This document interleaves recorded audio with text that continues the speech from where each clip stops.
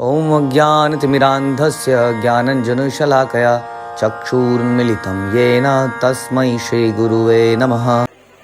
दाऊ जी का जो मंदिर है वो वज्रनाभ द्वारा स्थापित है। वज्रनाभ आप लोग जानते हैं वज्रनाभ कौन है? हाँ जी। तो वज्रनाभ ने कई सारे विग्रहों को की कार्विंग कराई और स्थापित किया। उत्तरा ऐसा बोला जाता है, उत्तरा उनकी दादी थी, उन्होंने उनको बताया कि भगवान ऐसे लगते हैं, ऐसे दिखते हैं, तो वो अलग अलग विग्रह बनाते गए। और उसके तहत ही कल हम दो मंदिर देखेंगे, गोपीनाथ जी और गोविंद देव जी। तो ये भी उन्हीं के द्वारा है, और एक राधा मदन मोहन, तो इनके बारे में भी आपको पता चलेगा। लेकिन जो बनाते गए तो उनकी दादी ने कई बार ऐसा बोला कि हाँ हाँ बिल्कुल चरण बिल्कुल ऐसे हैं, कई बार बोला हाँ वक्षस्थल बिल्कुल ऐसा है, कई बार बोला मुखारविंद बिल्कुल ऐसा है। तो इस तरह से मानते हैं ये तीनों बने, मदन मोहन और गोपीनाथ और गोविंद देव जी। गोपीनाथ जी का मुखारविंद कहते हैं, मुखारविंद बिल्कुल ऐसा बोला उन्होंने, हाँ बिल्कुल ऐसे लगता है। और गोविंद जी की का वक्षस्थल बोला बिल्कुल ऐसा लगता है। और मदन मोहन जी के चरण, हालांकि सारे ही भगवान हैं, सारे ही हूबहू भगवान हैं।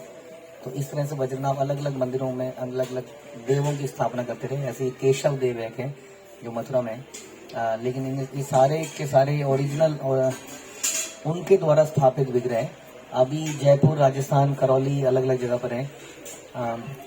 लेकिन ये दाऊ जी का मंदिर, दाऊ जी जो है वो वही है।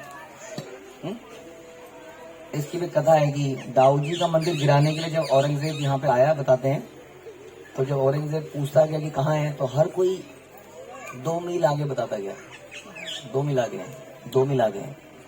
वो कभी 2 मील खत्म ही नहीं हो पा रहा था। तो वो समझ गया कुछ तो है विग्रह में। और फिर एक समय पर ऐसा हुआ जब वो चलता ही गया, तो एक ततैयों और मधुमक्खियों के झुंड ने उन पर आक्रमण कर दिया, औरंगजेब की सेना पे, और फिर वो कभी वापस नहीं आया वहाँ। और बाद में फिर उन्होंने शायद इसको बोला कि ये कुछ विशेष विग्रह है, तो इसके लिए राजकोष की तरफ से कुछ दान आने लगा, और फिर कई सारे लोगों ने बाद में इसको दान दिया। तो वज्रनाभ ओरिजिनली जैसा आपने बुलाया, दाऊ जी जो है, बलराम जी का ही नाम है, बलराम जी मतलब दाऊ जी मतलब बड़े भाई, तो उनके नाम से उनको दाऊ जी बोला जाता है, ब्रज में उनको दाऊ जी बोलते हैं। तो मंदिर बनाया गया। ये मंदिर एक समय पर क्या हो गया था, जैसे कि भगवान के अलग अलग विग्रह क्या हो गए थे, लुप्त हो जाते हैं। तो ये भी लुप्त हो गए थे किसी कारण से, क्योंकि केवल औरंगजेब मुगल नहीं आए, मुगलों से पहले पता नहीं कितने लोग आए जिन्होंने कुछ गड़बड़ करनी चाहिए, मंदिरों को कुछ लूटना चाहा।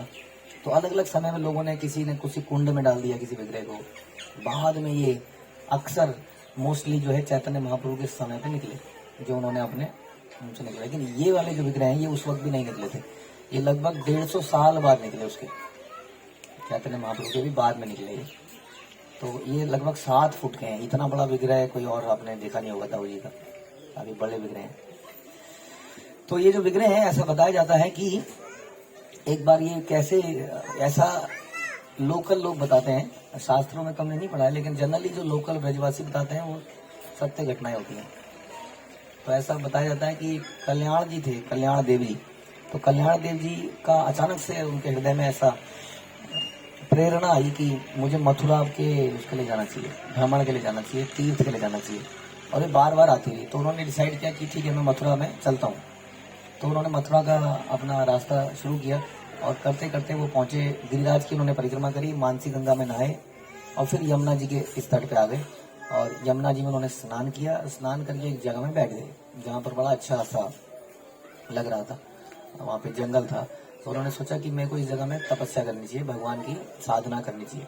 तो साधना के लिए वहाँ पर बैठ गए, बहुत तीव्र साधना के लिए वहाँ बैठ गए, और बैठे रहे। इतनी उन्होंने साधना करी कि उनके सामने भगवान प्रकट हुए। और तब उन्होंने, भगवान ने दाऊ जी प्रकट हुए, और दाऊ जी ने, बलराम जी ने उनको बोला कि मैं जो है तुमसे बहुत प्रसन्न हूँ, तुम क्या चाहते हो बताओ। तो कल्याण देव जी ने बोला मैं ये चाहता हूँ कि मैं नित्य आपका दर्शन पा पाऊँ, आप रोज ही मुझे दर्शन हो। तो ठीक है, ऐसा ही हुआ।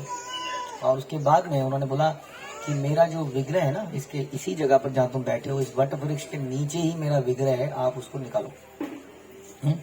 तो इस तरह से उनको बोला गया कि आप उनको निकालिए और उसकी स्थापना कराइए। मेरा और रेवती, उनकी इटरनल कंसोर्ट जो है, उनका विग्रह नीचे दबा हुआ है। और इसी समय पर ऐसा बताए जाते हैं कि एक और जगह पर गोकुल में गोकुलनाथ जी एक व्यक्ति थे, उनके स्वप्न में भी बलराम जी आए और उनको भी सेम चीज बोली कि इस तरह से मेरा विग्रह वहां पर है, वहां पे वट वृक्ष के नीचे जाओगे तो मिलेगा। तो ये दोनों चल पड़े और कल्याण जी जो वहीं पे थे वो तो उसी जगह में तपस्या ही कर रहे थे, तो उन्होंने तुरंत उस जगह को गांव वालों की मदद से खुदवाया, तो फिर नीचे से दाऊ जी और रेवती जी निकली और तभी वहां पर गोकुलनाथ भी पहुंचे।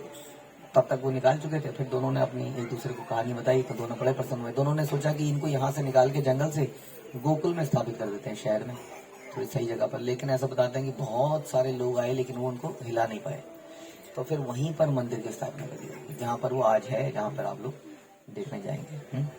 तो आप जानते हैं कि कैसे बलराम जी जो है हमें क्या माने जाते हैं, बलराम जी हमारे आध्यात्मिक आदि गुरु माने जाते हैं, जो कि हमें ये सिखाते हैं कि कृष्ण की सेवा कैसे करनी चाहिए। हाँ, वो एक सेवक भगवान है, वो स्वयं भगवान है लेकिन सेवक भगवान है। भगवान ही सेवक बन जाते हैं, तो समझ लीजिए बलराम जी बन जाते हैं। तो उन्हीं बलराम जी के हम दर्शन करेंगे।